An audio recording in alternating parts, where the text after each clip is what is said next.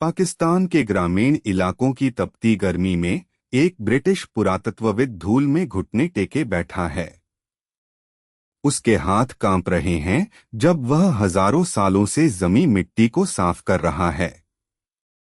साल है 1921 और जॉन मार्शल ने अभी कुछ ऐसा खोजा है जो मानव सभ्यता का इतिहास ही बदल देगा।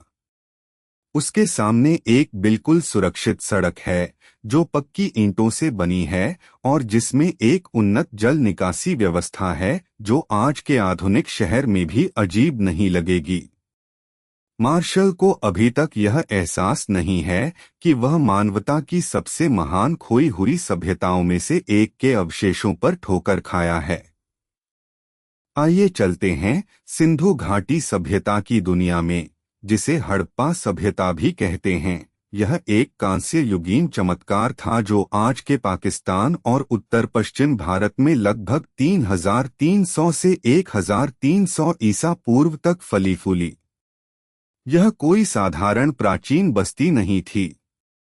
यह एक ऐसी सभ्यता थी जो अपने चरम पर यानी 2600 ईसा पूर्व के आसपास प्राचीन मिस्र और मेसोपोटामिया को मिलाकर भी जितना बड़ा था उससे भी बड़े क्षेत्र में फैली थी। भारतीय उपमहाद्वीप के 12.5 लाख वर्ग किलोमीटर में।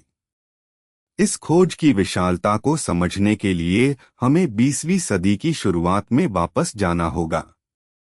ब्रिटिश राज पूरे जोर पर था और औपनिवेशिक प्रशासक पूरे उपमहाद्वीप में रेलवे लाइनें बिछाने में व्यस्त थे।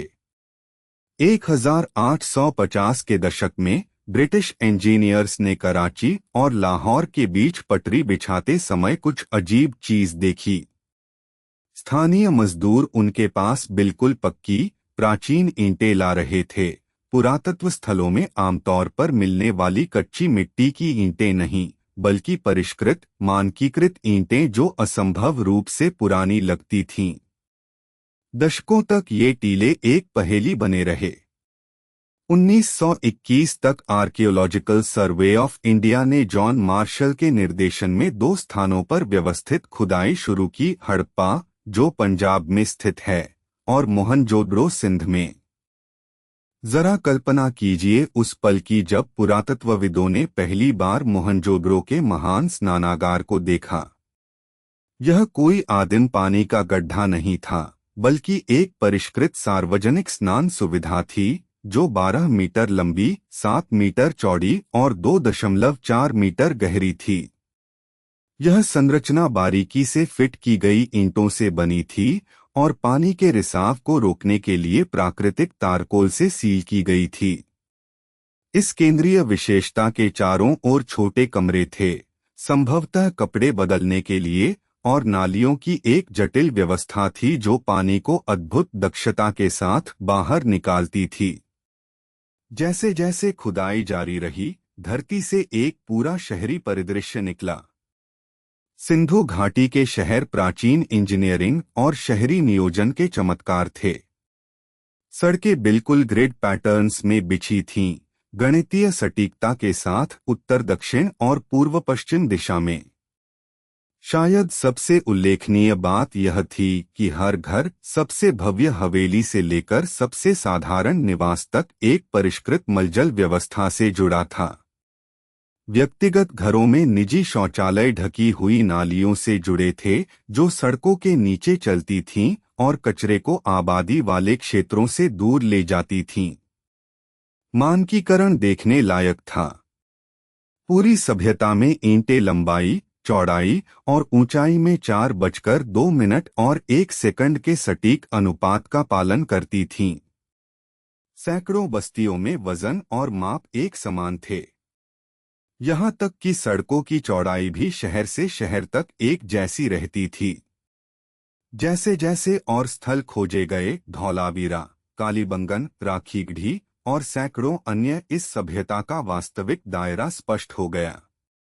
यह सिर्फ शहरों का संग्रह नहीं था, बल्कि शहरी केंद्रों, छोटे कस्बों और ग्रामीण बस्तियों का एक विशाल नेटवर्क था जो व्यापारिक मार्गों से जुड़ा था। सिंधु घाटी के लोग कुशल शिल्पकार और व्यापारी थे। उनकी कार्यशालाओं में उत्कृष्ट आभूषण, स्टीटाइट से तराशी गई जटिल मुहरें और असाधारण गुणवत्ता के मिट्टी के बर्तन बनते थे। वे तांबे, कांसे, चांदी और सोने के साथ काम करते थे, औजार, हथियार और आभूषण बनाते थे। व्यापार हड़प्पा सभ्यता की जीवन रेखा था। पुरातत्व साक्ष्य महाद्वीपों तक फैले वाणिज्य के नेटवर्क को दर्शाते हैं। हड़प्पा की मुहरें मेसोपोटामिया के शहरों में मिली हैं, जबकि मेसोपोटामिया की कलाकृतियां सिंधु स्थलों में दिखाई देती हैं। फिर भी अपनी सभी उपलब्धियों के बावजूद हड़प्पावासी रहस्यमय बने हुए हैं।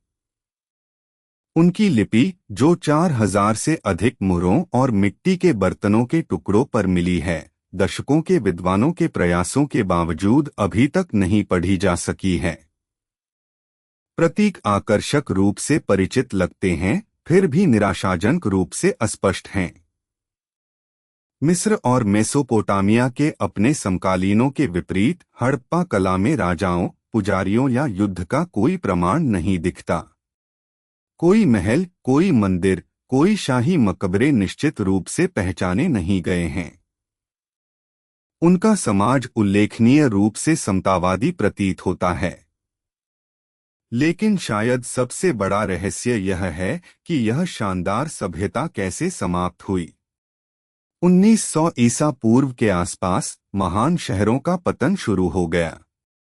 सड़कें मलबे से भर गईं, घर खराब हो गए और परिष्कृत शहरी व्यवस्थाएं टूट गईं। आज जॉन मार्शल की पहली खोजों के लगभग एक सदी बाद सिंधु घाटी सभ्यता मानव विकास की हमारी समझ को चुनौती देती रहती है। हड़प्पावासी हमें याद दिलाते हैं कि मानवीय प्रतिभा कई रूप लेती है।